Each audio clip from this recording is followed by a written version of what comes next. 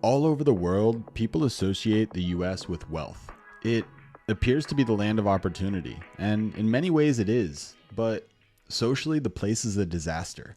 Sure, it's great that we rank highest in the world for disposable income per capita, but money is not the only unit of measure we need to be concerned about. In the newly released 2024 World Happiness Report, the US dropped out of the top 20 for the first time in the report's 12-year history. The US now ranks at number 23 compared to number 15 last year, and researchers say the biggest decline has been amongst young adults. So if people in their early adulthood are already experiencing a midlife crisis, then what do we expect to see in the future?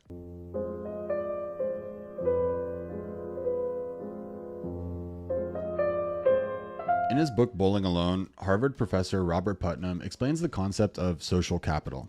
The same you, in one setting with a high level of civic engagement, with a high level of social trust and reciprocity, where people will do favors for one another, not in the hope of immediate return, but just because that's the way people live in this community, you in that community can be more productive than you would be in a different community that had less social capital.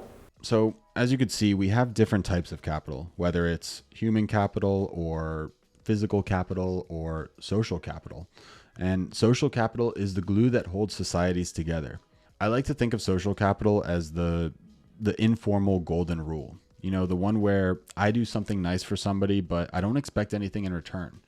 I just do it out of the goodwill because I know that eventually somebody in the community is going to pay it forward for me as well. I think the reason many Americans are unhappy is because there's been a steady decline in social capital ever since about the 1970s. If we look back throughout the history of the US, we used to spend more time socializing with other people in our community. We used to participate in group activities more. But ever since the 1970s, there's been a consistent theme. Study after study shows that Americans have become disconnected from family, friends, neighbors, and other parts of society. And we're not just talking about middle-class white people. This spans across the entire population, no matter the gender, the race, or the educational background. Tens of thousands of community groups disappeared from the early 70s to the mid-90s. More than a third of our social infrastructure vanished during that time. And by 1993, the number of Americans who attended even one town or school meeting was down by 40% compared to just 20 years earlier. And I want to be clear that social capital doesn't just mean joining a club or going to the parent-teacher conference at your kid's school. It can also be nodding to the jogger that you see every day on your daily route, or talking to the barista at your local coffee shop while he's preparing your order. And again, studies show that even this very casual form of friendliness has declined over the years. Unless you've been living under a rock, it's pretty obvious that our country is not held together so tightly right now. It seems like we can't agree on anything. In fact, by the early 1990s, 63% of the population said that most other people couldn't be trusted.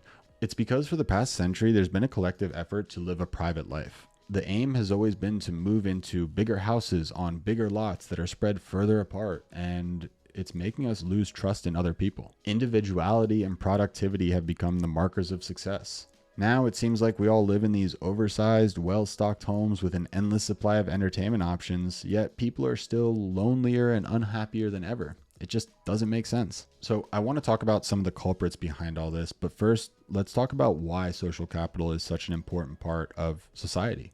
Well, it's because human beings are social animals. We feel a primal need to get out and be around other people. But in the US, our options are so limited and we rely so heavily on technology for socializing.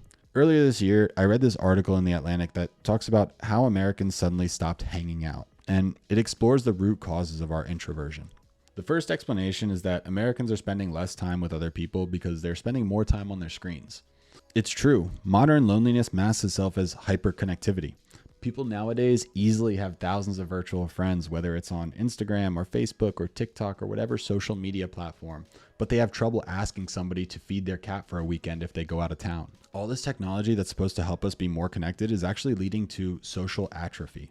Look, I know socializing is not easy, but it's a muscle that you have to exercise, and we're not currently exercising that muscle enough. The second explanation behind our happiness levels has to do with the fact that everyone in America is just so damn busy all the time. Not only do Americans work longer hours than all other developed nations, but we also have less holidays and less vacation time.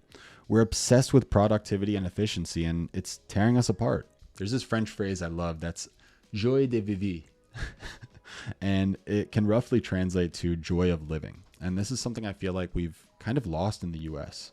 People in other countries just know how to get together and hang out and spend time together. And people aren't so obsessed with productivity and efficiency as I feel like they are in the United States. The thing is, in the US, we spend so much time commuting in between destinations, and a lot of that time is wasted. Whereas in other countries, since the infrastructure is not so reliant on cars, people can spend more time with friends and family. And that actually brings me to my next point. I wholeheartedly agree with the first two explanations, but the third explanation for why there's been such a decline in social capital is just that our built environment sucks. The landscape in most of America is very anti-community. There's a lack of public gathering places, or as I like to call them, third places. And the way suburbia is set up makes friendships more difficult. It seems like everyone is so busy watching reality TV and staying up to date on the latest Netflix series because it's easier than going out and actually meeting up with people.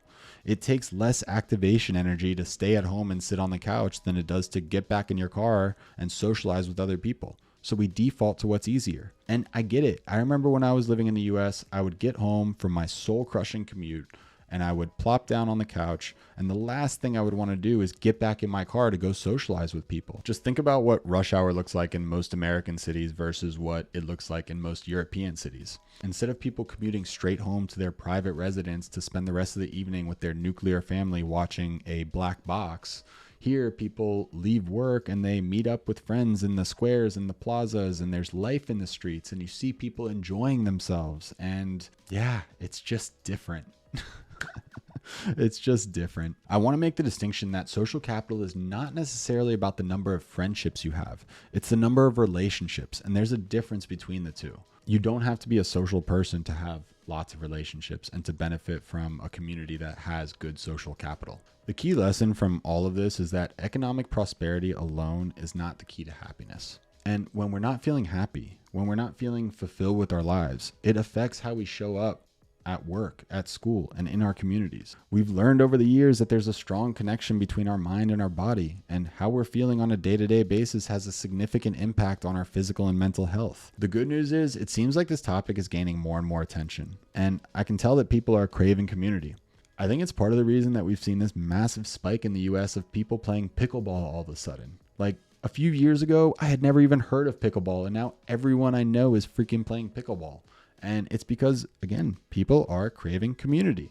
Even the U.S. Surgeon General Vivek Murthy, the one who released the report on the loneliness and isolation epidemic happening in the U.S., gave an endorsement for pickleball, saying that pickleball has tapped into something we've known for a long time but need to be reminded of. Meeting in person, getting some exercise, and playing a sport, whether you're a child or an adult, these are all part of what it means to be human.